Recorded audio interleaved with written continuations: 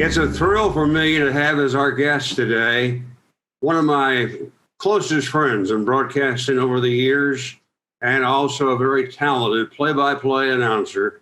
I think we've seen each other at one stage or another for 65 years. So hello to my good friend, Monte Moore.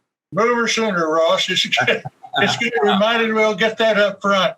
Just let people know we're both from Oklahoma. That's absolutely right. And today, in honor of you, Monte, I'm wearing my 1938 University of Oklahoma baseball jersey. Now, you were not on that team. I want to say that first of all. That's right. I was 8 years old at that time. That's right. Well, we were both from small towns. I was from Shawnee, population 24,000, and Monte was from Hollis. How many people were in Hollis at the time? Well, there were 2,500 people there at that time, and now there may be 500 from what I hear. Who was the most famous athlete to come out of Hollis? Well, I would say Darrell Royal, probably. Yeah. Darrell was a great player in high school, and then went away to the University of Oklahoma, was a great football player there for Bud Wilkinson, and then he went off to Texas, to the despair of all of us Sooners. He was so good, they even named the stadium in Texas after him. That's right. To let you know, there's also a stadium in Hollis, Oklahoma, named Darrell Royal Stadium. Well, you told me one time, and any football fan knows that over the years, Oklahoma has been one of the best programs in the country. You told me one time that there were so many guys from Hollis on that starting team of theirs. How many were there? There were 5 players on the Oklahoma starting lineup in the game, and the 5 players were Leon Heath was the fullback, Darrell Royal was the quarterback. We had a lineman by the name of Bill Coven. He was the center that day. J.W. Cole was a tackle, and Leon Manley was the other tackle. Wow. And those 5 guys started, and Bud Wilkinson thought so much about Hollis that he called that Saturday game Hollis, Oklahoma Day. Well, that's great. Well, growing up, I think neither one of us had a chance to listen to a lot of Major League Baseball because in Oklahoma, there just wasn't that available to you. I remember nights when I got my dad to put me in the car and drive me out to a spot where I could hear the Cardinals game on a Tulsa station, but there was so much static that was difficult. Now, tell me about the first baseball broadcast that you remember. Ross, when I was a senior in high school, I came down with rheumatic fever. So that meant I couldn't play any more sports. While I was in high school, I was bedridden. So while I was in bed for 6 weeks, I listened every day to the game of the week, game of the day. Yeah. Al Hofer and Art Gleason, I believe, was the other one. And eventually along came Dizzy Dean. But well, Jerry Doggett, who was my colleague for 11 years, was on that, Monte, and so was the outstanding Lindsey Nelson. Yeah, that's what I listened to, and I got to thinking that'd be a pretty good thing to do for a career. So I graduated, and my dad, who was a barber in Hollis, Ross, this is a true story. My dad knew what I wanted to do, so he bought a public address system. Well, one speaker and one microphone. And we had softball games out at the fairgrounds in Hollis. And I was the PA announcer on those softball games. Oh, wow. And our speaker was loud enough. We didn't have a radio station, but everybody in town could almost hear the PA announcer of those softball games. So that's how I got started doing PA announcements on the softball games at Hollis, Oklahoma. But I think you told me one time that maybe the first World Series broadcast you ever heard was in 1947 when the Yankees played the Dodgers, and the guy who was announcing the games became a real idol of yours. Who was that man? Well, Mel Allen was one. That's right. Yeah. And one of the great thrills I ever had, Ross, was when Mel had retired from the Yankees, still in New York City, and my broadcast partner was not able to be there that when we were in there. The A's were in New York. So I said, you know what, it'd be fun to try to find Mel Allen. So I called the Yankees. They let me know how to get hold of him. Mel came in to the Yankee Stadium broadcast booth with me, and we shared a broadcast back to Oakland out of New York City. Wow, that was great. Well, did you ever do recreation of baseball? Oh my goodness, yes. You know, I started off when I got out of the Army for a couple of years. My first job was in Lawton, Oklahoma, as a broadcaster. Actually, before I went into the service, when I graduated from OU, I don't mind telling you, I was a pretty good catcher on fast pitch softball teams. Yeah. And when I was doing a Sooner baseball broadcast on KUVY. I was on there too, KUVY, the student station at OU. That's right. It was a wired, wireless station. And it went into the dormitories. Well, I was doing a Sooner baseball game. And when the game was over, there was a guy had walked in and sat down right in front. We had a little open broadcast space, just a table there. You know what that was like? Yeah. It's a Sooner baseball field. This guy sat down. Well, when I was through, I stood up, and this guy said, "Hey, Monte." I said, "Yeah, why do I know you?" And he said, "My name is Leo Morris. And remember in the fast pitch World Series of softball, you were a catcher, and you got 2 hits off of me in that World Series for softball." Yeah. He said, "I know you're graduating, and I'd like to let you know that Duncan, Oklahoma has put together a fast pitch softball team, and they have hired me as the manager of KRHD in Duncan, Oklahoma. It's a little 250-watt radio station. And Leo Morris was the guy who was there, and he was the pitcher.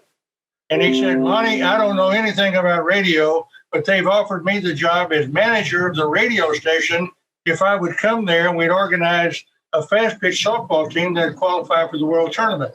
He said, "I need a catcher, and I remember you in the World Tournament.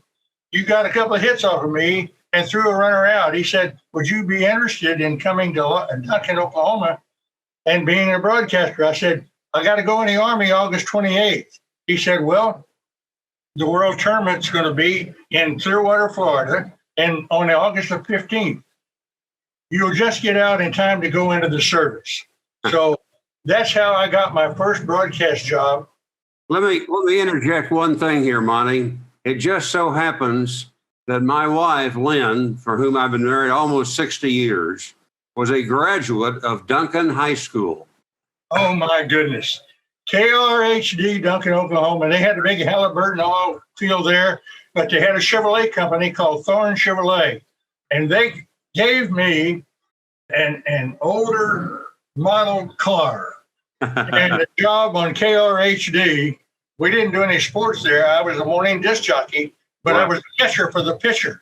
He needed a catcher, and I got my first job in radio because I could catch softball fast pitch pitchers. Well, I want to go back to your days at KUVY, where we, as students, got a chance to do some sports, and you and I both got to do some play-by-play of football, basketball, even baseball. But you did something that I thought was so original, because we all thought, you know, who is listening to our broadcast from the dormitories? We're getting experience. But Yep. You had a great idea, and you went out with what, pamphlets? Pamphlets. I got the journalism major in that Worcester house, was the dormitory I lived in, and he made up some circulars, and we passed them out to the dormitories. Did you ever have anybody say to you, Monte, I heard you on the broadcast? Not on KUVY, but That's what I mean. yeah, no. Mike Treps. You remember Mike Treps? Mike was a good friend of both of ours. Yeah. Mike was at OU with us along the way, and he then got out of OU.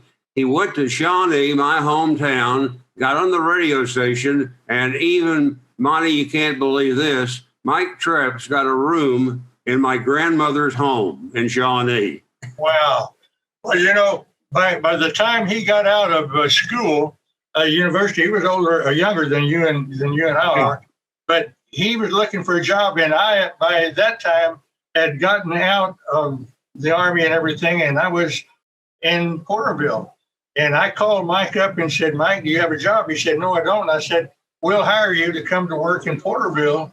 And same station your son came to work for us on.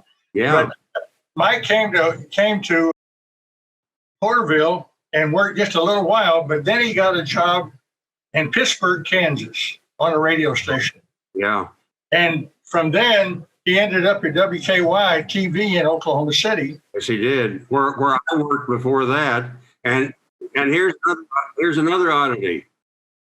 When we left Edmond, Oklahoma to come to California, who bought our home in Edmond? Mike Treps. Oh, my word. That's something. Well, Mike ended up being the publicity director for the University of Oklahoma. Yes, he did. And received national accolades from that association for the job he did. And he was on their football broadcast too, wasn't he? Yeah, he was. Yeah. All right, now we get you out of Hollis High School, and here you go to the University of Oklahoma to study radio broadcasting. Right. You also, as I understand it, thought you might make the OU basketball team. Is that right? Right. Were you a good basketball player at Hollis High School? I wasn't too bad, and in those days, nobody shot the one-handed shot. Yeah. Ted Owens, who later became the coach at the University of Kansas. A wonderful man. After playing at Oklahoma University, Ted was, of course, at Hollis, Oklahoma, when I was. But Ted Owens ended up at the University of Kansas as head coach. Yeah. But I was going to tell you about. So when I went to OU as a freshman, they had tryouts, and the freshmen could not be eligible to play in any games. Right. So I went for the tryouts. There had all kinds of people there, and they called me in after the one practice, and Bruce Drake was the head coach there, Shockey Needy, the freshman coach, and they said, well, we like the way you shoot your two-hand shot, but you don't have a lot of the other skills, so maybe it'd be better if you came to practice every day, brought a tape recorder, and you go up in the top row of the bleachers here at Owen Fieldhouse, and you broadcast what we're practicing down there, and you'll become a broadcaster. So I went up there, and I went, I don't know how many days, Ross, and I would practice doing a basketball game while I was up there. Those guys were down there. Yeah, so, he hurt your feelings, but you got him in the end, didn't you? Because tell us why. Well, I surely did. He kicked me off the basketball team, and I married his daughter. Oh, wonderful! And you had three wonderful kids, and that was a great story. But I just marvel over the fact that you did that. And of course, Bruce was such an outstanding coach. In fact, he was on the United States Olympic coaching staff. 1956. He and Gerald Tucker. Yeah. And that was the Bill Russell team. Oh, yeah, right. And Henry Iba, I think, also had some teams in there, too, that went to the Olympics. But, later, Iba came along a little bit later. Yeah. But Bruce and Gerald Tucker was the head coach of the Olympic team in 56. And he had been Bruce Drake's center at the University of Oklahoma when he went to college. You mentioned Leo Morris, who had such a lot to do with your career and gave you some chances, Duncan, and then on to Lawton. And I think it was when you were in Lawton that you and I got together for the first time because we were both broadcasting the games of a Class D, that's D as in dog, right. D, Sooner State League teams. You were at Lawton, and I was at Shawnee. I think I was 15 years old at the time, but you and I clicked immediately. And do you remember the night that I did one inning on the Lawton station and you did one inning on the Shawnee station? We just swapped spots in the broadcast booth. Right. Yeah. In those days, Ross, we recreated the road games. None of us broadcasters in the Sooner State League traveled. That's right. we did wire recreation, and I'll never forget in the Center State League. I was doing a game one night in the studio of KSWO in Lawton, Oklahoma, where I was working at that time. And all of a sudden, the Western Union guy came in, and instead of handing me the script of the description of a game the Lawton team was playing in Ponca City. And so anyway, it said, something happened here. We're not getting the message. So I said, well, what was it? So I ad-libbed there for a while, and finally the Western Union guy came in and said, you know why we're not getting any message out of Ponca City? I said, no, a tornado just hit the ball club and blew the center field fence down and the press box. Everybody, I think, Monty, who ever did recreated baseball has a story to tell. I got a couple of examples to share with you and everybody else. And it's so interesting. For people who don't know what we're talking about, you would have, let's say, a Western Union operator in your radio station to be able to give you the information. Now, what you had to do was that you had to start your broadcast 15 minutes or so after the actual game started, because you didn't want to catch up with the actual game because you wouldn't know what to do. But here came the ticker tape, and across the ticker tape would come Jones at bat, B1, that meant ball one. Ball one. Strike one. Ground ball to short, Jones throws him out at first. So you are recreating it without seeing it and not knowing it. You probably had sound effects, didn't you, Monty? We had one big tape, not a tape. We had a disc. It was the crowd noise from Yankee Stadium. Yeah. And it was a 40,000 people in Yankee Stadium, but on our tape, on our disc, yeah, we probably had 300 people in the ballpark. Yeah, right. Well, here are my two stories. Shawnee had a game one night in Paris, Texas. They were in the Center State League at the time. It's not me. I'm not there yet. But the guy starts out doing the broadcast, and as you said, he gets right along, and suddenly it stops. There's nothing coming across the ticker tape. And he has come up to within about 3 batters of the actual game, and he is in trouble.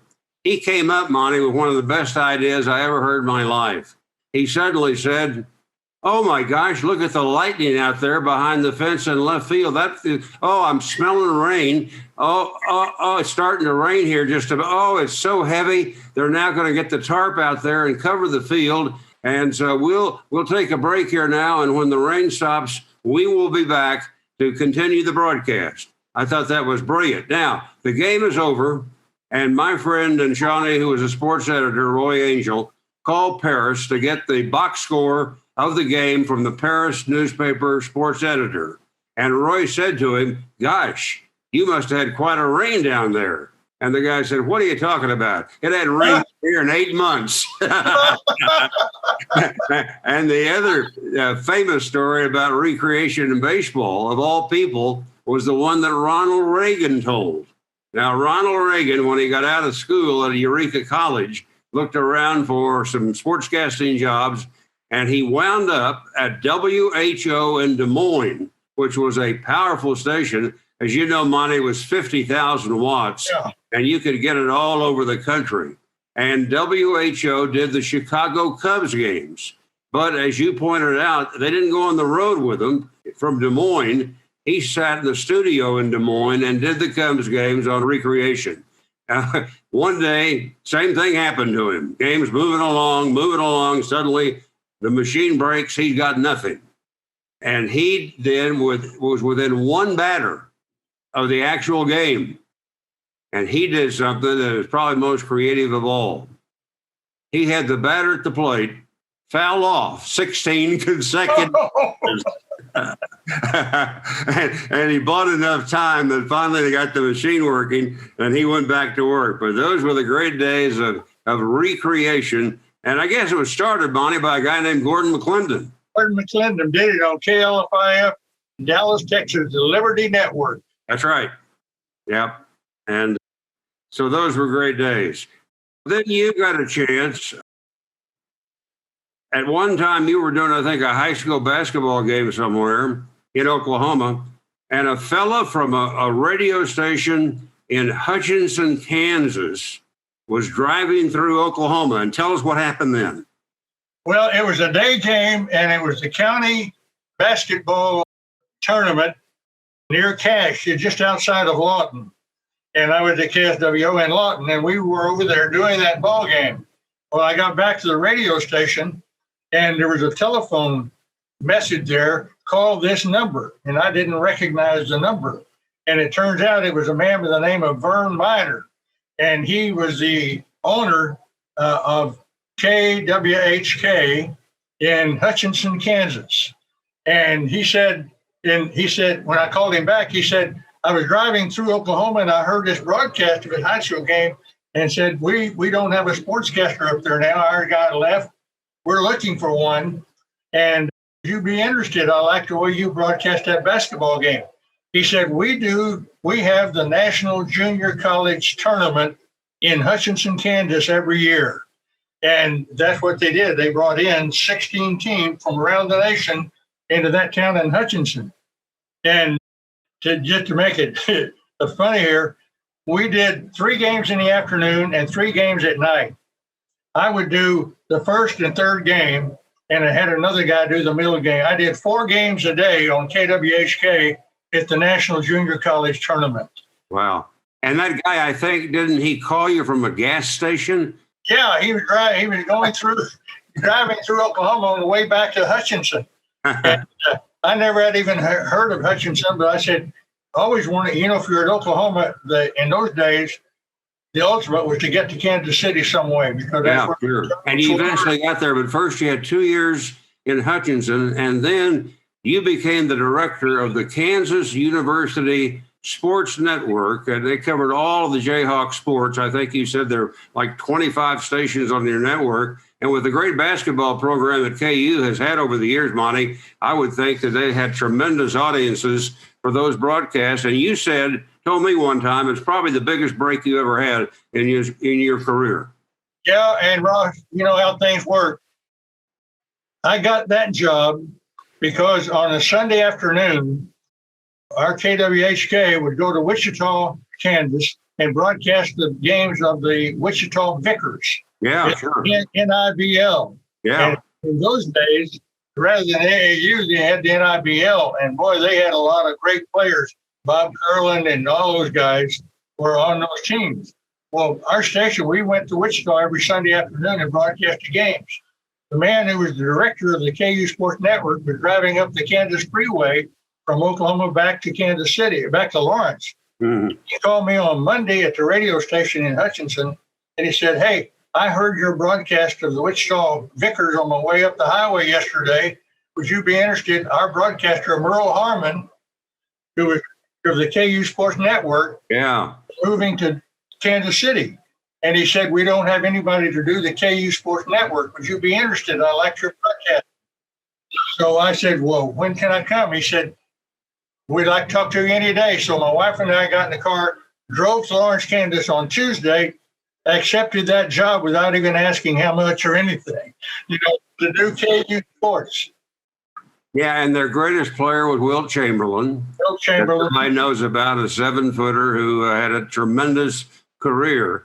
And didn't you and Wilt have some sort of a radio show at that time in KU? Well, part of my job at the University of Kansas was teaching a class in broadcasting, radio broadcasting, and TV broadcasting. Guess who one of my favorite students, Wilt Chamberlain. So I said, one day Wilt came in and he said, man, I've got a lot of music and I'd like to be a disc jockey somehow. I said, well, let's talk about it. So I went to the director of the network and I said, what do you think about if Wilt Chamberlain, every week I do the interviews on Monday from Saturday's games to all the network stations. And I said, how about if Wilt did like a 1-hour disc jockey show that we send out on tape every week on Monday, because he's got all these records. Wilt had a stack of those 45 records. Yeah. and he had the equipment with it, and I never asked him how he afforded all that, but he but it was there at KU. But he ended up doing a show, and I said, "What are we going to call it?" And he said, "Flipper with Dipper." So, because they were calling him the Big Dipper at times. So, Yeah. so he did a disc jockey show every week. It was at KU after the OU game, the KU game on whatever night it was. Do you remember, I was at OU at that time, and somehow or the other, you invited me to come up to Lawrence. It was 1958, and they were having the NCAA West Regionals there. And you said to me, "Hey, if you come up here, bring your tape recorder. I'll get you an interview with Wilt Chamberlain." So my good friend John Brooks, who later became a very good sportscaster in Oklahoma, he and I got on the train in Norman, came to Lawrence, got off, got over to the campus to your office, and suddenly here comes this big guy, probably driving a convertible at the time, 7 feet tall, got out of the car and came in, and you introduced him to me. And I always jokingly say this, Monty, I pulled my tape recorder out. I was so awestruck by being here with Wilt Chamberlain. I think I was 19 years old.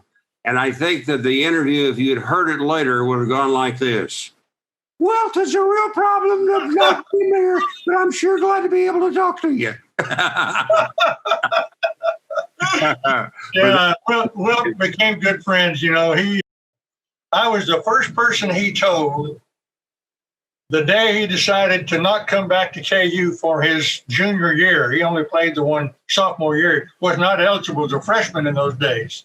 So he played the 1 year, and the day he decided to not come back to KU, he came by my office at the radio station there at KU, and he said, "Hey, look out the window and look what I got today." And I said, "What was that?" It was a brand new Oldsmobile convertible. Oh, wow. I said, "Wilt, you're not supposed to have something like that." He said, "I'm quitting school. I'm joining the Globetrotter." Yeah. How did he have leg room to get into that car? That's what I got to know. He took the top off, yeah. You know, one more thing that always stuck with me. In that tournament, they had in those days, they had even a third place game. So if you lost, you were in the 4 teams, but if you lost, you played the loser of the other game the next night. And that year, Cincinnati played, I think, Arkansas, wasn't it? Anyway, they played. Oscar Robertson was the star of the Cincinnati team, and you know what a great career he had.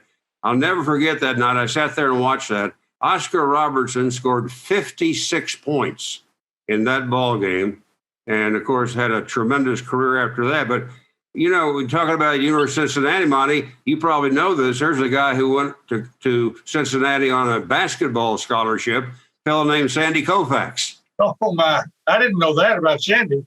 Yeah, he was on the freshman team. He went out as a walk-on, and they put him on there, and he eventually got on the varsity baseball team, and that's when the Dodgers came out and outbid some other major league teams and signed him, and they gave him a $4,000 a year salary, and I think a bonus of like $14,000, and of course, you know, he wound up one of the greatest pitchers in baseball history. But I thought that was interesting. So you have about 3 years with the Kansas University Network, and then you made the move that you'd always look forward to making. You got a job in Kansas City. Yeah, I got WDAF was broadcasting the A's games, and they were doing a lot of Big 8 in those days, Big 7 games, basketball, football, and I had been doing the Kansas games on the regional network. So Merle Harmon had left the KU network to go to WDAF in Kansas City. Well, then he went from WDAF, then he went to doing the A's games, the Kansas City A's. Yeah. Well, when I went to, I took the job, I was offered the job at WDAF to come in and do Big 8 sports and do a nightly broadcast on television and one on radio. And also the Kansas City Steers of the old American Basketball League had formed a team in Kansas City, and they had some great players on it. And Jack McMahon was the coach. Yeah. Well, we got to the Steers got to the finals against Ohio. They had all the Ohio State guys, and anyway, we did a best of 7 and a best of 5 games for the championship of the American Basketball League. Mm-hmm. Charlie Finley had just bought the Kansas City A's a few days before our finals on the ABL. And he and Park Carroll, who was the general manager of the Kansas City A's at the time, went out for dinner. Charlie was in town in Kansas City, and they went out for dinner. And on the way back, Park Carroll had just turned in the final broadcast of the Kansas City Steers, and that came from Ohio. Well, what happened was Charlie Finley was in that car with Park Carroll, and the next day, Charlie decided to fire Eddie Lopez. Yeah. And Eddie didn't even know it. He was out fishing. He didn't know he'd been fired, and Charlie had a press conference. Well, I was a sportscaster at WDAF besides doing the basketball games. I was doing my daily shows. So we went into the old Mulebach Hotel. Yeah. Finley had called an 11 o'clock press conference. So I said, well, as sports director, I will cover that. So went through the lobby and got on the elevator, and here's Park Carroll, and Charlie Finley was standing right next to him. Mm. And Park Carroll said, Charlie, you know, you said you liked that guy broadcasting last night. Here he is right here. His name is Moore. And Finley said, hey, kid, how'd you like to do my A's broadcast? He didn't say, have you ever done a baseball game or anything? He said, yeah, I'd like to do my game. I said, well, you've got broadcasters. He said, Harmon's gone. I'm getting rid of Merle Harmon. I don't like Merle. So at any rate, and it was spring training because our basketball season was over. So the team was in Florida in spring training, and they're coming back to open the season on Tuesday. That was a Friday. I had to go to Cleveland on Saturday to do the final game of the team, and they were coached by Bill Sharman, Cleveland was. But anyway, while I was in the hotel in Cleveland, I got a phone call from Charlie Finley before that game that day. He said, hey, kid, you still want that job doing the A's? I said, yes, sir. I really would like that, but I'm doing a basketball game. He said, on WDAF. And he said, don't worry about that. I've got a contract with KCMO, and I already got your deal worked out for KCMO. And this was Saturday night, and we're getting back into Kansas City on Sunday afternoon. Well, now let me interrupt you just a minute. So he said you can still do the football on WDAF, but you can also broadcast our A's games over KCMO, right? That was a pretty good deal. Well, what the deal was, when Charlie offered me that job, I said, I've got a contract with KCM with WDAF. They said, I'll take care of that. Don't worry about it. So by the time I got back from Cleveland in that day, the next Sunday, he said, you got the job. So Monday I started. I hadn't seen any of the spring training games. I didn't know any of the players. And so I started off. That was my major league start right there. Ross? For people who don't know about Charles O. Finley, Yeah. he was a character. He made a ton of money in the insurance business. I think medical insurance was the thing that really got him going. And he got the money, and he made these purchases of teams. And then later, and you can tell everybody about this, he was the guy who came up with all these ideas. One of them was, let's have an orange baseball. And the player said, we can't see the spin, right? Yeah. That was one of the reasons. I don't know what else, but they didn't like the idea of having that. We used it in a spring training game. Did you? I've got one somewhere in my stack of keepsakes from the A's. I've got an orange baseball. We have one too, Monty. It's in storage somewhere. But yeah, that was part of it. And isn't it true that he decided he'd make a mule his mascot? Yes, he somehow he is infatuated with mules. So he found this big I mean, he was a big mule, kind of a red-colored mule, and he named him Charlie O the Mule.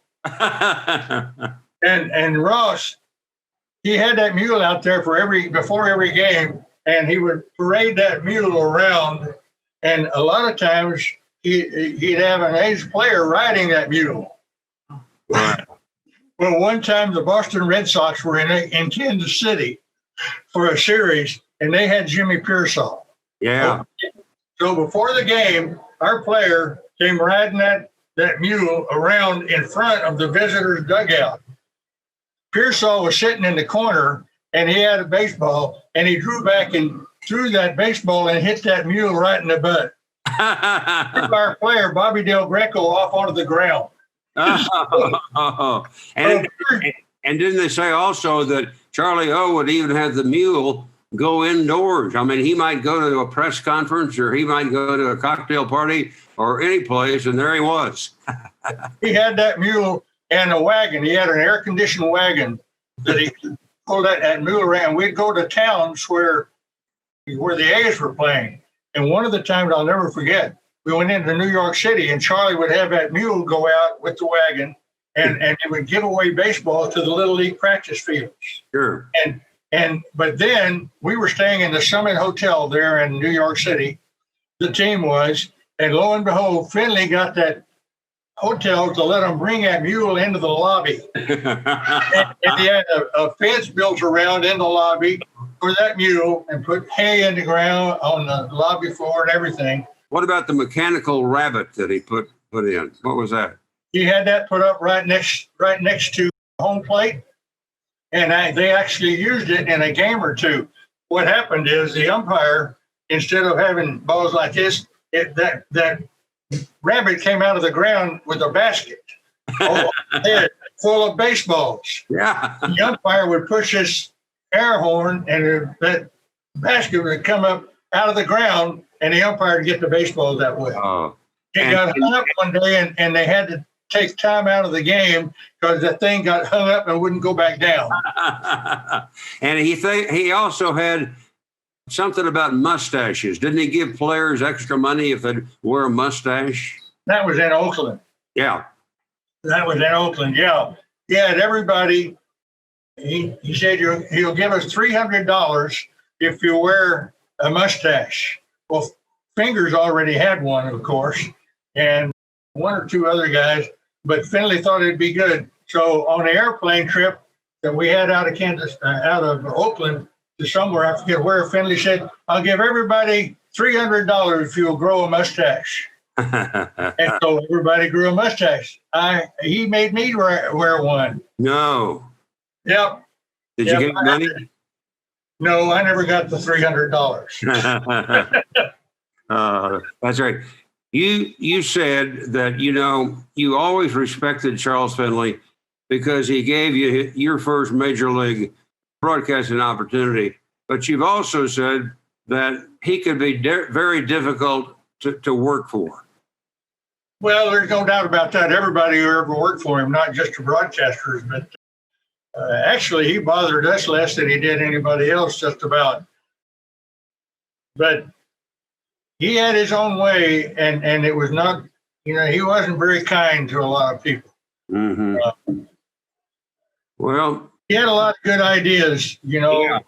But he was tough on managers. Boy, I don't know how many hours I spent with managers on the road, just out of the hotel somewhere sitting, talking, saying, how am I going to get along with this stuff? And all this kind of thing. He was... He liked broadcasters, though, more than I think he liked sports writers. That's true. Some of them. Yeah. Some of them.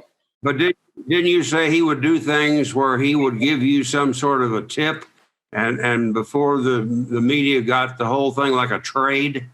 Well, Ross, during a ball game, a lot of times, I don't know how many times, he would call our broadcast booth. He always had a radio line into our booth. He would call our booth and say, "I just traded so-and-so. The game is still going on, and the guy who's traded is out in the bullpen." Nothing about it. So we put it on the air. Yeah. And the newspaper guys hated it because they didn't have the story. Yeah.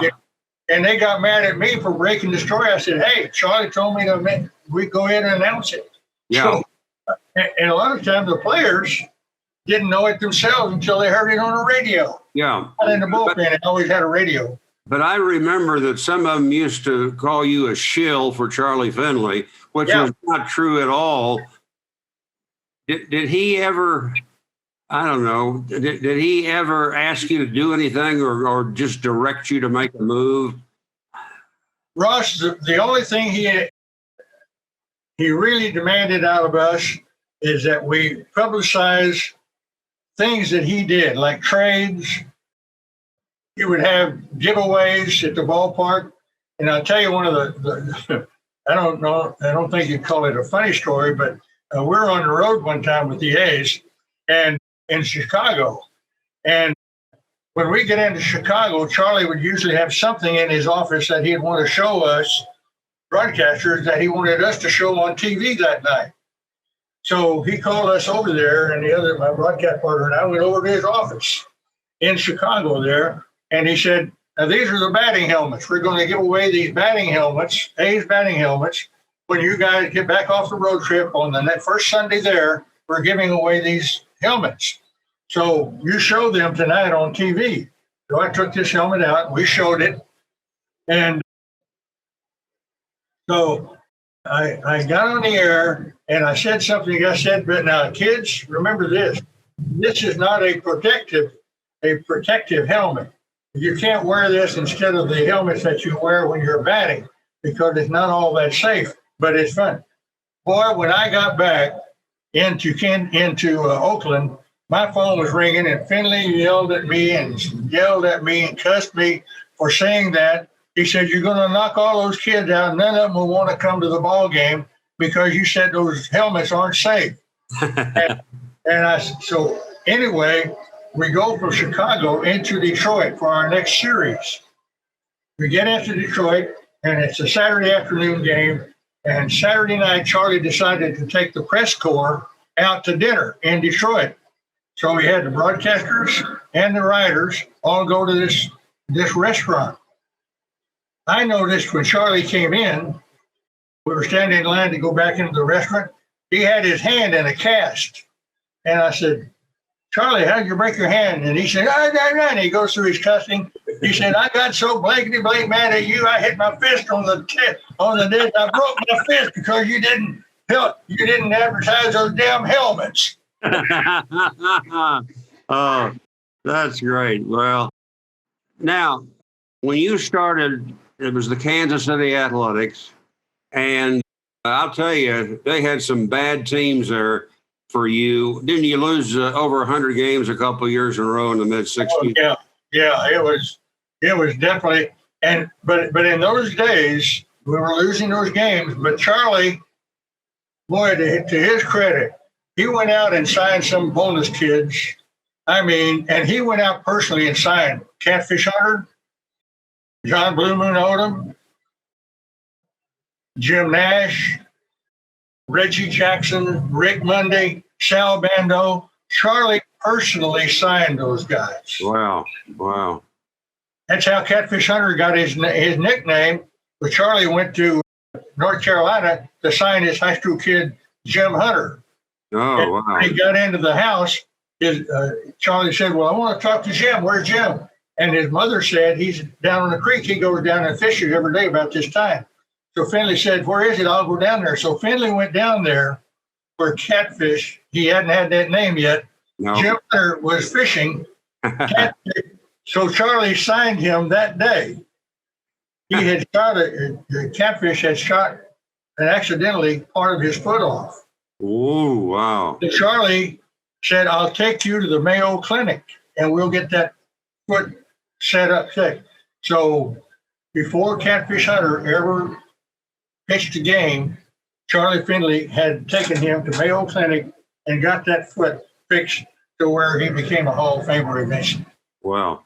I remember in your years in Kansas City, you one time told me on the phone, said, "Why don't you apply to join me in the A's booth? If you just send me a tape, I'll get it in the right hands." And I always appreciated that, Monty. I sent you the tape. You later told me you really didn't have a chance because Charlie had an old-time friend named Red Rush that he gave the job to. But I always wanted to thank you for that. Yeah, I that was not one of my better experiences. Red was from Chicago, and of course, that's where Charlie was from. And I never had a whole lot of respect for Red. He had some abilities, but he really wasn't into anything except horse racing. Well, finally, the team moves from Kansas City to Oakland, 1968. Had a pretty good year. The next year, I think they were second. And then, wow, 3 straight world championships from 1972 to 1974. They beat the Reds, they beat the Mets, they beat the Dodgers. And in each one of those years, you got to broadcast the World Series on NBC radio with our mutual friend, Kurt Gowdy. Would you say that was the biggest thrill of your career, Monty? Well, you know what? Oh, yeah, without a doubt, because I got to do 3 World Series. It was on television. Well, we did. I did with Kurt Gowdy and Tony Kubek and Joe Garagiola doing the pregame shows. That was for television and on the home games. When we were on the road, I did the radio games, NBC radio with Jim Simpson. Oh, yeah. So, without a doubt, doing 3 World Series in a row, boy, it had to be the epitome of what we were doing for broadcasting. Was it true that the Oakland players didn't all get along, but they took the field and they won? Yeah, well, they had some differences. They had, for instance, before the 74 World Series, we were with the Dodgers in Los Angeles there, and before the first game in Los Angeles, I was sitting out in the dugout. You know, all the players, broadcasters and everybody sit around the dugouts, before game, talking to managers and so forth. Well, I was out in the dugout with some of the scribes and so forth, and here came that clubhouse guy, the visiting clubhouse guy, who was with the A's team in the dressing room, running into the dugout. And he said, God, those guys out there, they were having a fight in the dressing room. I mean, it's a brawl. And he was describing that whole thing. And that was the fight where John Odom got into a fight with, who was it? Blue Moon, is that his name? Blue Moon Odom. No, Odom wasn't in that one. He was in another one. But anyway, they got into this fight. And Ray Fosse, who later became my broadcast partner with the A's, Ray broke up the fight between those two guys. And in so doing, he broke a bone in his neck. Ray Fosse was pretty well through as a player at that point. Was Ray Fosse the one that Pete Rose banged into the home plate? Yeah, absolutely. In the All-Star game? Yep. Yeah.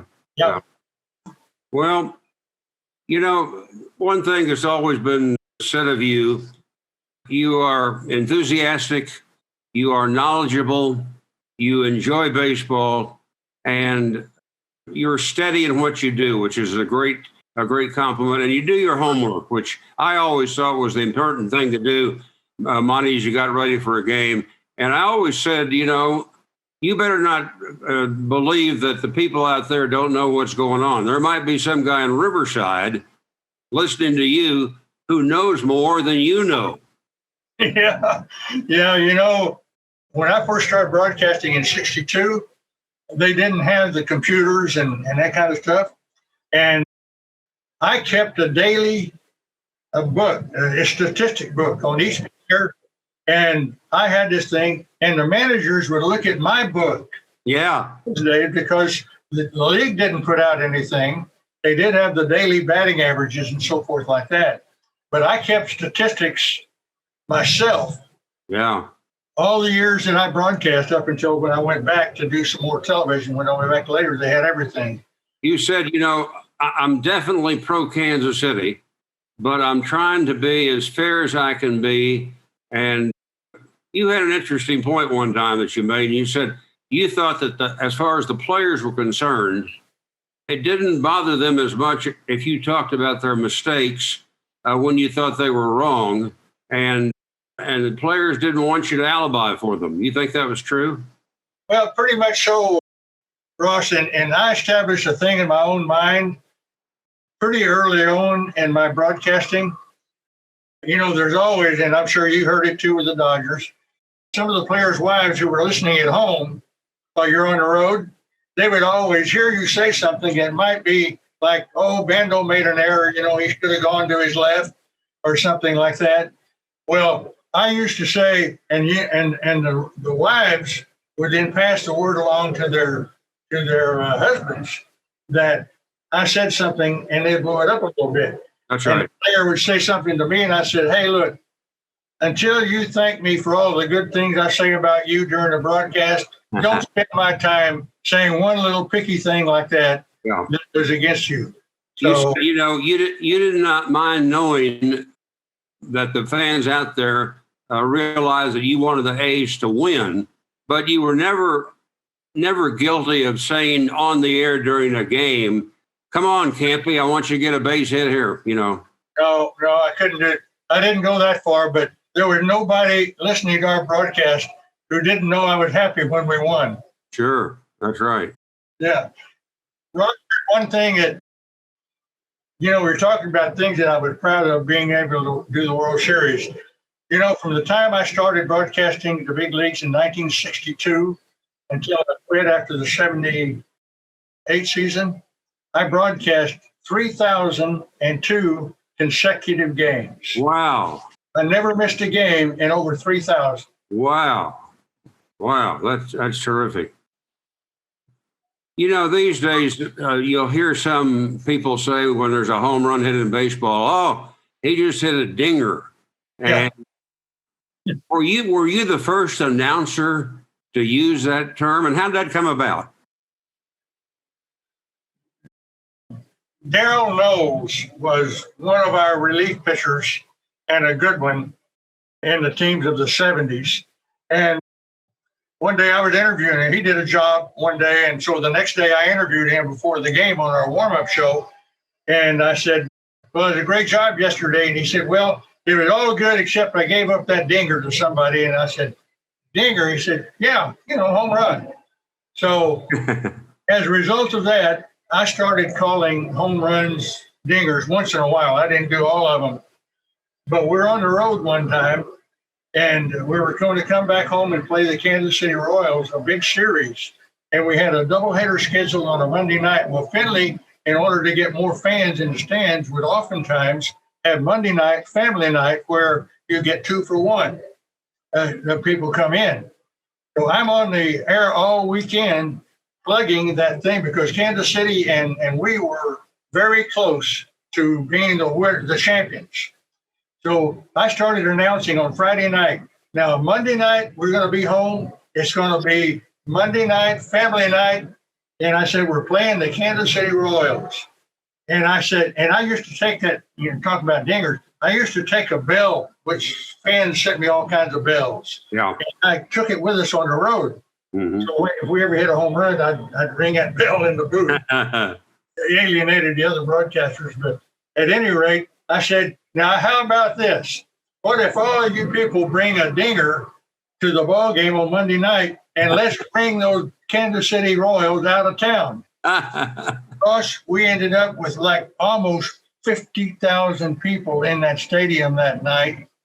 And I'll bet conservatively 25,000 of them had bells of all sizes. Oh. Jack McKeon, when he later became the manager of the A's, he was manager of the Royals that night. Yeah. And he saw me, he said, every time I see you, I think of those damn bells. Because he lost the doubleheader, didn't he? Oh, yeah. You talk about Jack, and he was such a wonderful man. Oh. Jack was managing a major league team, Monty, when he was 80 years old, and that's the second oldest manager. The oldest, Connie Mack. Connie Mack was 87 when he was still managing. And he managed an A's team, but that was one in Philadelphia, wasn't it? Yeah. Yeah. That's Wore good. that hat all the time, according to the pictures. Well, now you came up with Dinger, but you had a lot of phrases announcing baseball, didn't you? What were some of the others? How about "There She Goes"? Oh yeah. Well, that was on home runs, I would pick up the ball about almost to the wall, and I would describe it up to that point. I'd say, "And there she goes," and I just went into the bleachers. Yeah. Of So course, you had some great home run hitters on that Oakland team, Mark McGuire and Jose Canseco, and I think that you came up with the swinging A's, didn't you? yeah, I did. I started that in Kansas City. Oddly enough, in the days we were in Kansas City, when you talk about swingers, you were talking about wedding people, married people swinging, with other people. So they were, but I wasn't aware of that. So I started calling the swingers because we had two guys, Mike Hirschberger and Danny Cater. They would swing at anything. I mean, they would swing it, ball over their head in the dirt. They just weren't going to walk. So I started calling them the swingers. I said, "Here comes the swinger, Mike Hirschberger. Here comes Danny Cater. He'll be swinging. I tell you that, he won't take a walk." So we got out into Oakland, and the swingers thing had sort of caught in there in Kansas City.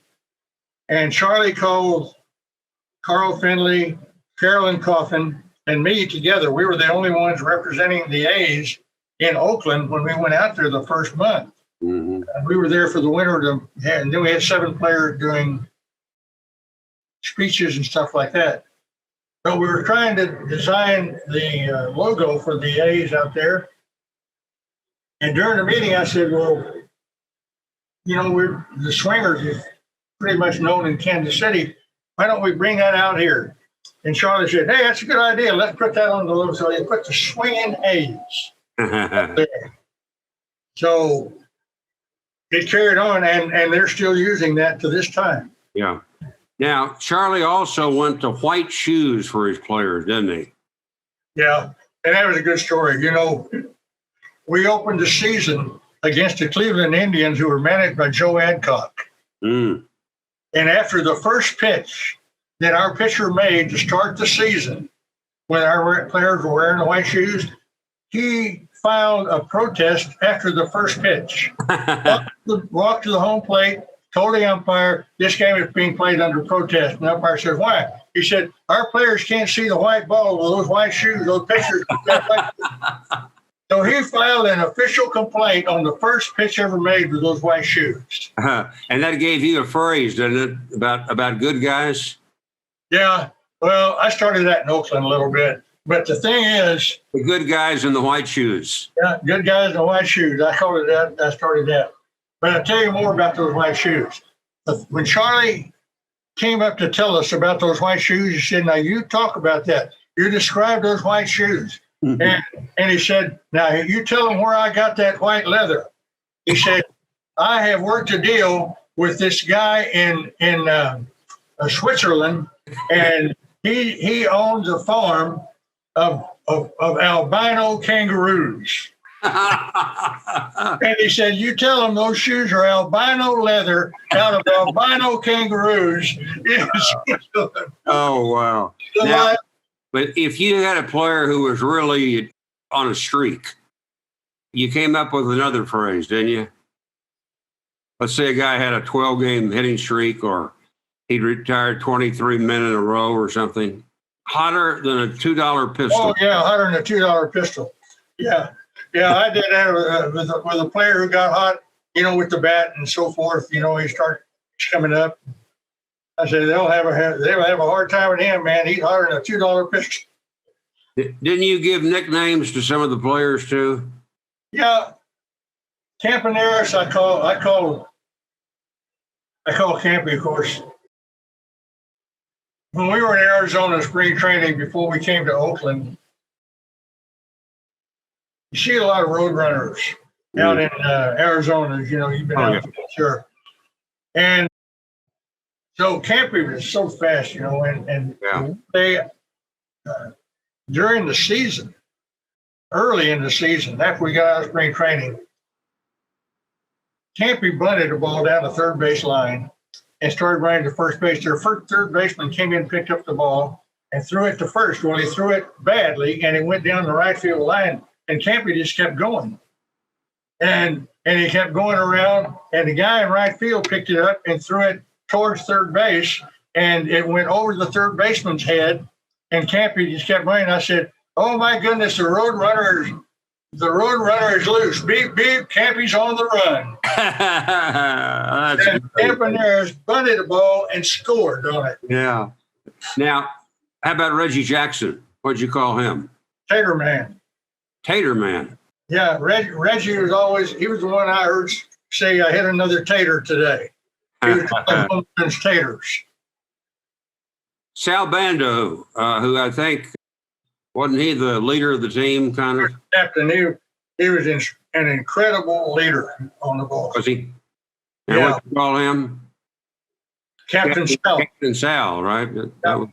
Yeah, when Alvin Dark came there to manage the A's, he managed them in Kansas City, but Charlie hired him back in Oakland, and he came there after Dick Williams had led the team to a world championship. Mm-hmm.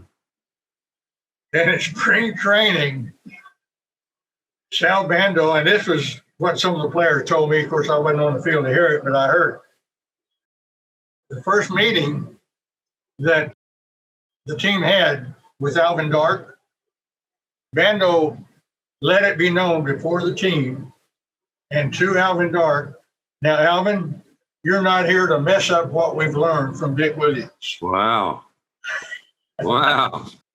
So, I mean, that was the kind of captain he was. What about Raleigh Fingers? Did you have a saying for him? No, I don't. I got down here that you said that it's Hold'em Raleigh Fingers time. Oh, yeah, I did that all the time. Yeah, when Raleigh would come out of the bullpen, I said that a lot. It's Hold'em Raleigh Fingers time, because he did hold them a lot. I was looking over the past newspaper articles, Monty, and I thought this one was a good one. One person wrote, "Monte Moore is completely knowledgeable to what he's doing. He knows his subject. He speaks clearly. He has a good sense of humor and projects an image of a good, sound, down-to-earth person whom someone you'd like to know personally. Above all, though, is his professional ability as a sports announcer." I thought that was a wonderful tribute to you. Yeah, it makes you feel good, Ross, to ever be known for something other than what you did for a living. You know what I mean? Yeah. When I came to Porterville, I made up my mind I wanted to do something for the schools and for the city recreation departments. And that's when we created what you came down and played and helped us raise money. We did a golf-orama where we invited 40 big league players to come to Porterville every year. And we did it for 25 years. Wow. Every year we had at least 40 players come in. Wow. And we had some of the bigger names. Joe DiMaggio came here. Sandy Koufax. We had a lot of the big. Wow. And we raised $850,000 in those 25 years. Wow. Gave all the money to the schools. Do they have a mayor in Porterville?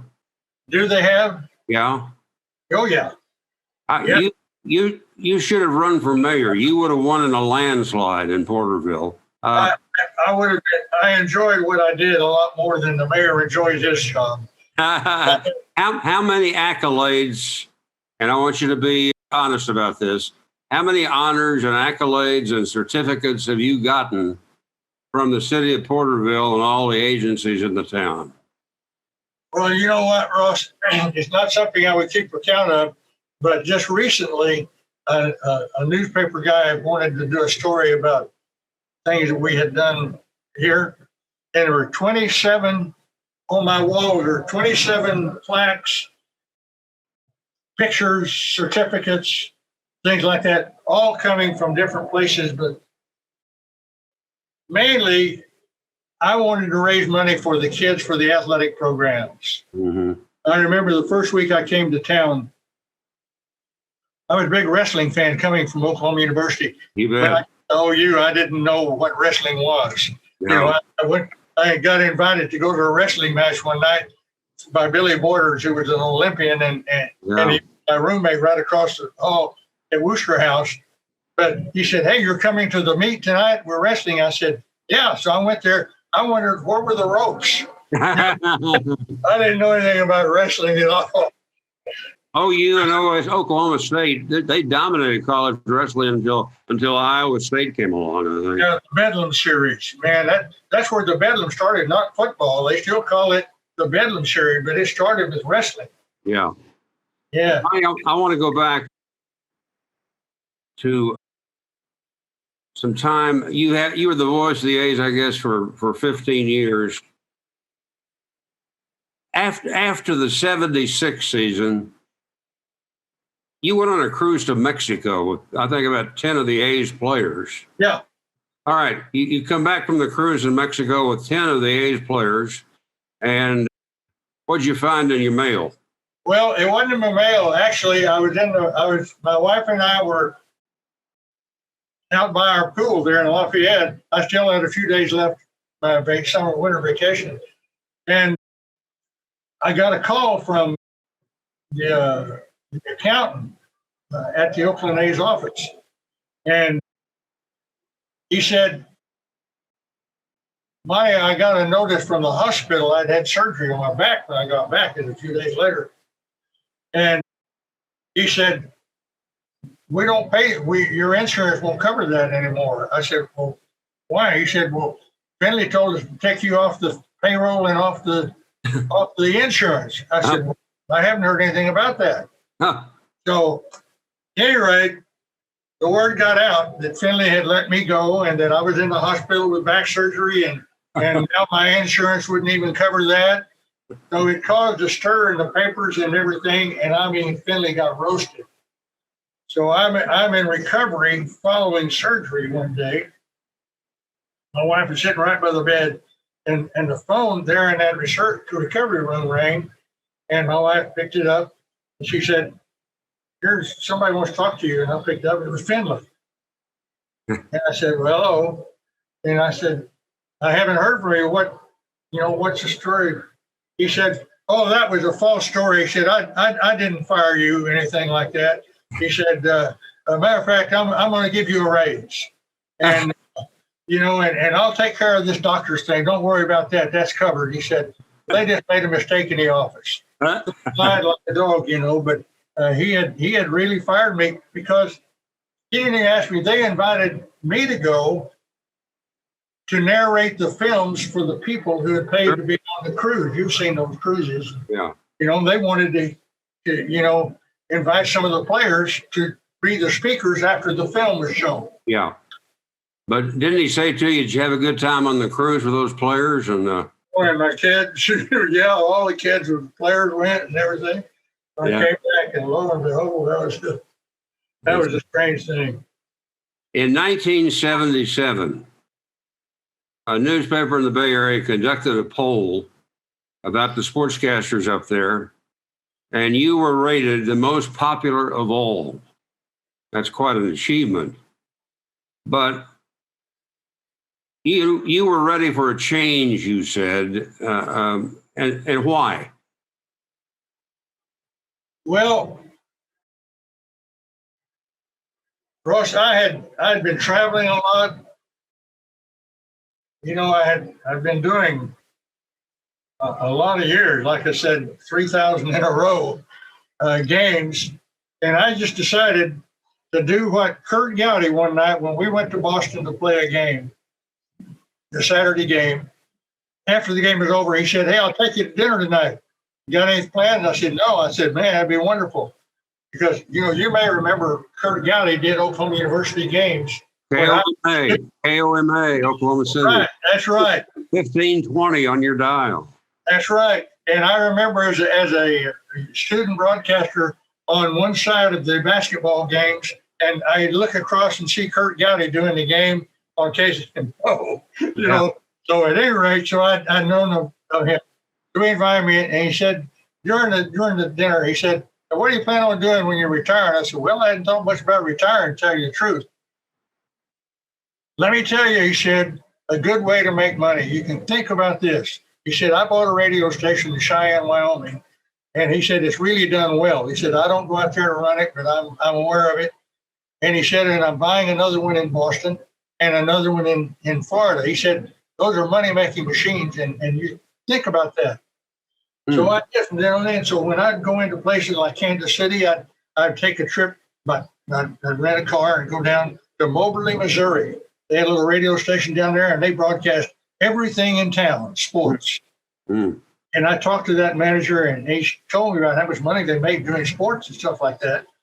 So I said, that'd be a good idea for me. So I'm gonna start looking. So then when I would go into towns, I'd go out looking at radio station, interviewing managers. And one time we had a traveling secretary named Jimmy Bank. You may remember Jimmy. I don't know if you do or not, but he later became traveling secretary for Chicago and also for Milwaukee.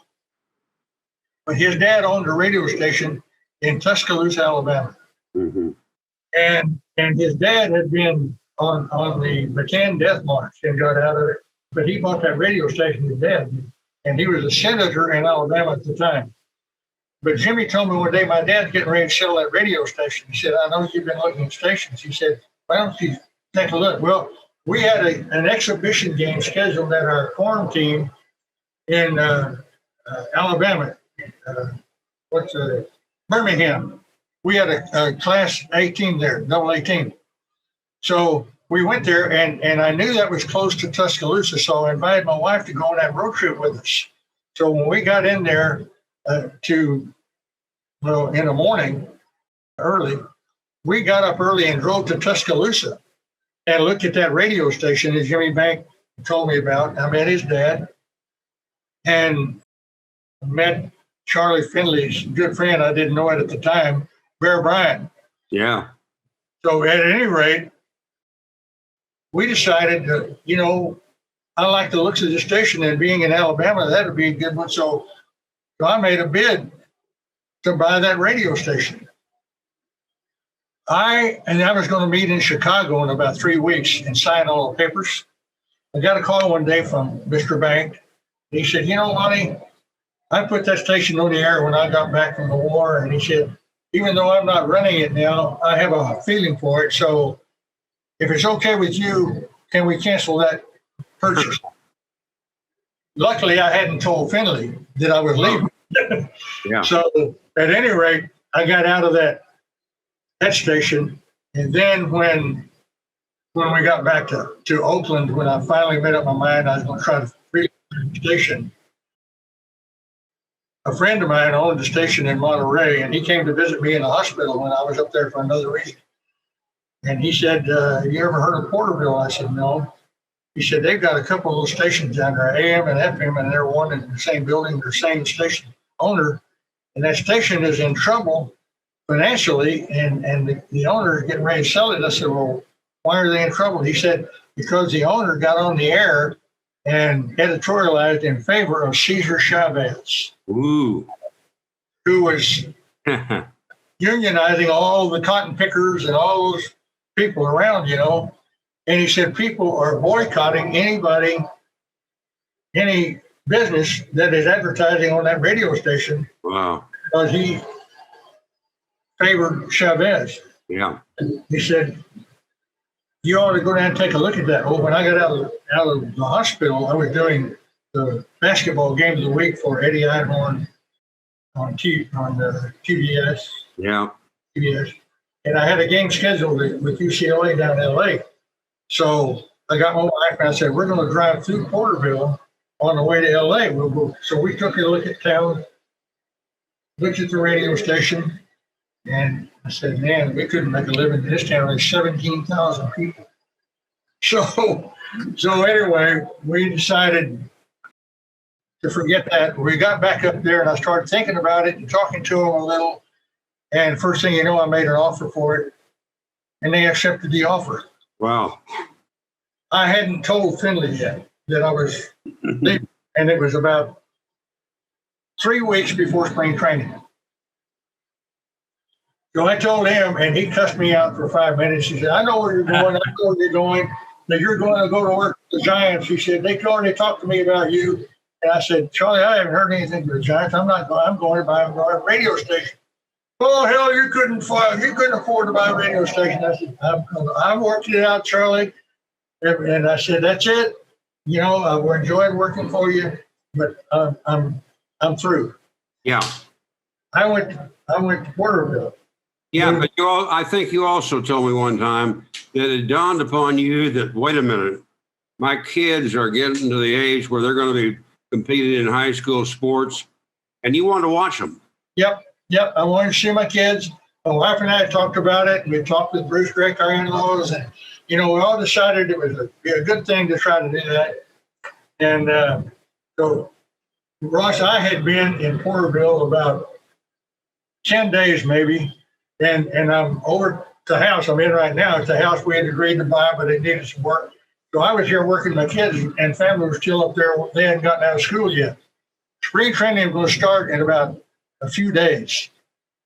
I got a call from the Texas Rangers. Their good friend, Dick Reisenhover, had passed away. And they were just, a few days away from spring training. And they offered me the job to come do the Texas Ranger games. And I said, no, I'm through with it. But let me tell you something. I know a guy that would be good for you to talk to. And I said, I know it's close, spring training and everything, but I said, the guy named John Miller, Finley fired him. And he's down here doing soccer now in San Jose, but he's a real good baseball guy. And they said, well, we don't have any of his tapes or anything, and our spring training games start like next weekend. I said, why don't you just fly him down there on my advice that he's good? You take my word for it. Let him do a spring training game. You guys in Texas listen to him and make up your mind. Yeah. They did that. They flew him to spring training. He did a spring training game. And at the end of the day, they called him up and hired him. I think he was 21 years old, wasn't he? Yeah, he was just a kid. Yeah. And I had hired him out of a stack of tapes, when a job is open, and it seemed like every year or two, my partner's job was open. Yeah. So, but all these tapes came, and I'm listening to these things at home at night. Man, that guy sounds pretty good. And I got his phone number, called him. I said, hey, could you meet me at the Coliseum tomorrow? We'll talk about my job. Because Finley had told me to find somebody. So he showed up, and here's this young kid walking in. Yeah. I said, yeah, can I help you? And he said, yeah, you invited me to come here and talk about the job. I said, oh, that tape? He said, yeah. I said, how did you get that tape? It was of the Giants game. He had sat in the left field bleachers and taped that game at the ballpark. Wow. And it was good. So I called Finley. I said, hey, you wait right here a few minutes. I told that kid, wait here. I'm going to go call Charlie, and I'm going to recommend. So I called Charlie. I said, Charlie, I want you to listen to this tape. I said, I think we found our guy. So I turned that little bitty tape machine on, played about 3 or 4 minutes, and Finley cut in, and he said, I said, Charlie, it'd be a good number 2 guy, wouldn't he? He said, number 2, hell, he'd be good enough to be number 1. So I went back and hired John Miller. Wow. Right there. When you were getting ready to finally buy a station, you said that, it occurred to you that you didn't want a big city station. There was too much pressure on ratings. You liked the idea of what a small station could do for a small town.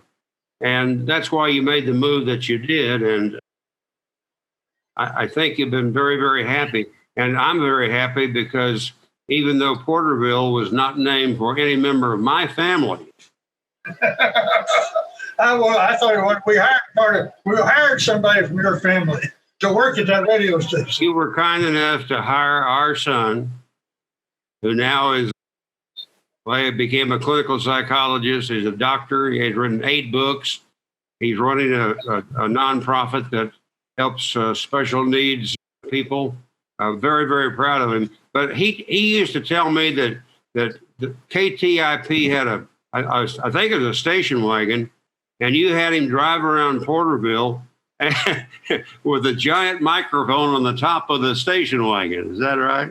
Very possible. Oh, yeah. Yeah. Well, that's great. One time, I think you did a local high school baseball game on KTIP, and the next day you did a nationally televised game. Well, yeah, I did that a couple of times. When Wes Parker was working with me on Saturday game of the week, we were the backup game. Our little high schools, or two high schools, Porterville and Wenatchee, were playing a baseball game, and on the Porterville field, no press box, no nothing like that. And I said, I've got to broadcast that ball game. I had a young broadcaster named John Quinlan on the station at the time, but I said, I'm going to do that game. So I lined it up and I called Wes. I said, Wes, how about coming down here on Friday morning and doing a high school game with me? And then we'll get a private plane out of here after the game and go to LA, stay all night with you, and then we'll fly to New York for the meeting. Well, we did that. And that station, Wes Parker and I did a high school game on Friday. And then flew to New York and got there in time for the production meeting. But we did a lot of every sport, Ross, we broadcast. We broadcast swimming, we broadcast water polo. Yeah. What else could a little station do? Yeah. And we sold all of it. We were sold out. Monty, you went back to the A's broadcast booth in 1987, kind of on an occasional basis. But then after that, you became the full-time television broadcaster. And what did you do? 50 or 60 A's telecast each year for the stations? Yeah, I did 62 games. The first year we did 25 games. Ross, that's what I signed up for. 25 games with them. Before spring training was over, they called up and said, we've got another station in San Jose wants to do enough where we can do 62 games total.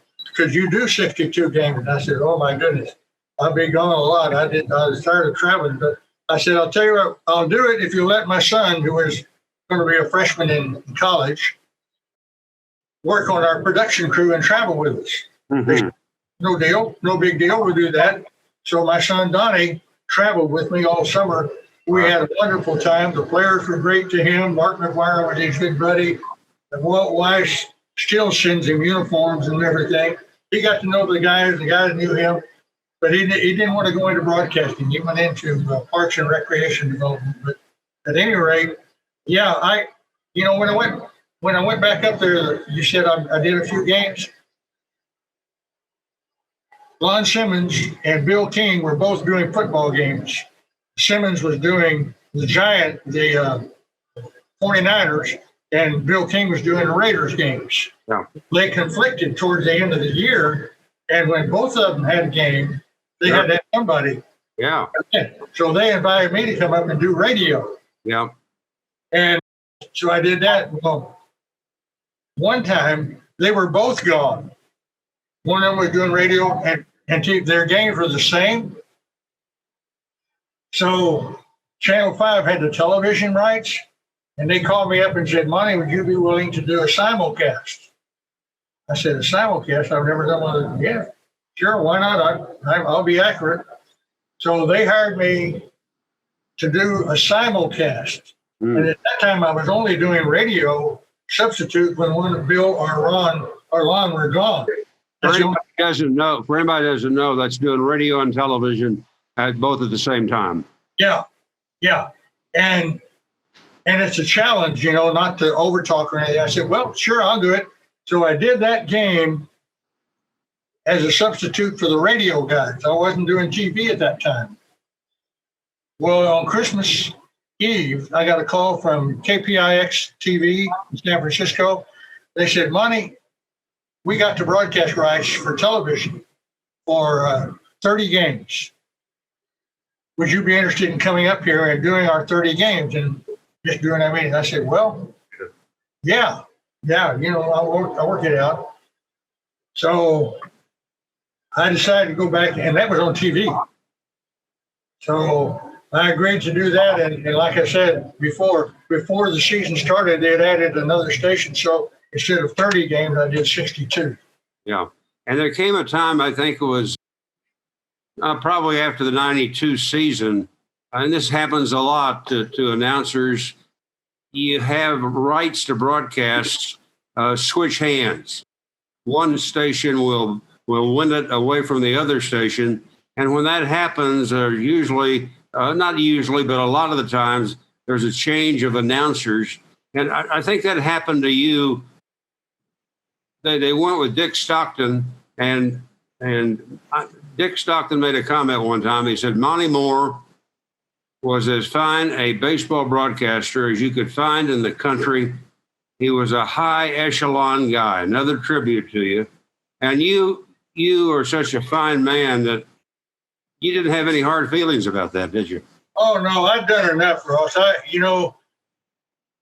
was disappointed when I heard that they were going to make a change, but it was anticipated. And I really, frankly, I was happy. I was really tired, even doing 60 games. You travel probably close to 80 days to do 60 games. And I was ready to hang it up. Yeah, well, you finally sold KTIP in 1996, but you stayed on and kind of worked as a consultant at one time too, didn't you? Yeah, I did that just as a free, to keep your hand in it, sort of, and the new guys who bought it, I could tell right away they didn't know a whole lot about broadcasting. They were music people, and they changed the music on the FM station. They went to playing jazz music in Porterville. Give me a break. So anyway, I just went back to, when they wanted some advice on something, I'd go back. Yeah, but in 2002, you began teaching a class on sportscasting over at Porterville College. And that had to be a lot of fun for you, too. Well, yeah, you know what? The way I ended up at Porterville College is I was all retired and everything. And the PR director at Porterville College moved out of town and took a job somewhere in Colorado or somewhere. And the president of the college called me up and said, hey, could you help us out here? Our PR guy is gone. And you have dealt with the PR people from the radio station. What would you think about coming out and helping us out for a while? I said, well, okay, I don't have anything going right now. I'll do it. So I said, let me set my own hours. So I'd go out there at 8 in the morning, come home at noon, play golf in the afternoon. but I actually went there as a PR director. And when one day we were sitting there talking to the president, and she said, would you be interested in teaching a speech class out here? And I said, well, no, not really. I don't want to have to prepare and all that kind of stuff. I said, now I'll tell you what, if you have some kids that want to become sportscasters, I'll be glad to work with them and no charge. I'll work with them. Wow. She said, tell you what, we'll make a class out of it. Huh. We ended up with about 7 kids wanting to be sportscasters. Wow. I taught a sportscasting class out there for 2 semesters. Did any of them turn out to be good? How about Pete Arbogast? Our friend Pete Arbogast, the voice of the USC Trojans. Yep. He worked at KTIP, Yeah. Also. And you helped Gary Bender too, didn't you? Gary Bender was, he was in KU. He was at Kansas. Right. I didn't have a lot to do with him. He moved in there after I had gone. Yeah. Well, John Miller said, when we were talking about the fact that he was hired and he's 21, and you convinced Charlie Finley to hire him, he said, Monty realized I was nervous. He sensed that, and he went out of his way to help me. He's a very sensitive person, and I appreciate what he did. I will never forget it. And those are the words now of one of the top sportscasters in America, John Miller. So another tribute to you, Monty. Yeah, what about him, Ross? Tell you about him. You know, I always kid him. Say, I gave you your first job with the Oakland A's. I got you your job with the Texas Rangers. and when you left the Texas Rangers, Wilt Chamberlain, general manager of the Red Sox, called me one day and said, "What can you tell me about this guy Miller?" So you never did even know it, John, but I talked to Wilt Chamberlain about your Boston job. Oh, wow. Wow. And I think another thing, and you and I talk about this a lot, is the fact that you are very appreciative of the fact that the A's invite you to come back to Oakland for the special occasions. I mean, when you honor the past guys, the jersey retirements. I think you've even thrown out some ceremonial first pitches. You signed autographs, a lot of anniversary events, and you MC so many of them. That's nice to have those people appreciate you so much. And I know you've had, I think it's 4 different anniversaries of those World Series winning teams. They had, 72, 73, 74, and 89. Yeah. I was involved in 6 World Series, Ross. Yep. As a broadcaster, so I have 6 World Series rings. 4 of them were world champions, but losers also get a World Series ring. Yeah, that's right. But they're nice to you, and that's a very nice accomplishment for you that they think enough of you that they bring you back. Yeah, well, you know one thing, Ross, and this hasn't even been made public, so but it's okay because they notified me this past year that the opening game of the opening series, if we'd had a regular season, the A's were going to play the Yankees a home game. Mm-hmm. And the A's had told me they were going to have that day before the game, I would throw out the first pitch, but they were going to present me with a trophy, and it's going to be called the Monte Moore Broadcasting Award Trophy. Oh, wow. And it's going to be perpetually given to an outstanding broadcaster from the Bay Area from here on. Oh, wonderful. What a legacy that would be. But we never got to do it because... No, that's right. But I know that when you retired, you got to spend more time with your family. That was very important to you. Your church has been very important to you. In fact, one of the things I admire about you most, Monty, is the fact that I think your Christian faith has really guided your life. Well, there's no doubt about that. I read a lot of the Bible on airplanes traveling around with big league ball clubs. I can tell you that. And eventually, I ended up serving as an elder of our church here for quite a few years. And that my Christian life has meant a lot to me. Do you remember a radio and television personality named Ralph Edwards? Oh yeah, he did. Truth or Consequences or something? He did that, and he created and he hosted a show called This Is Your Life. And today, this is your life, Monte Moore. Ross, you're too kind. You look so good at 90 years old. Boy, Yeah.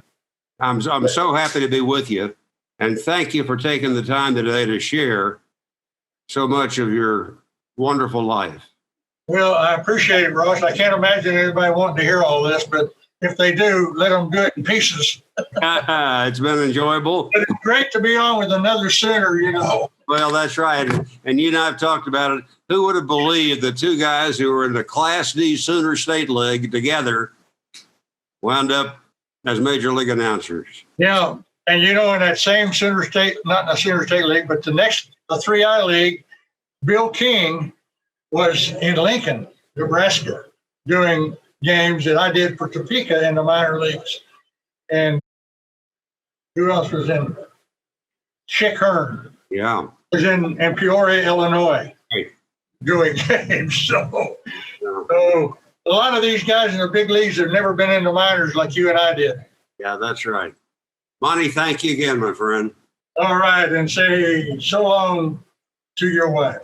Thank you, Monty. Thank you very much.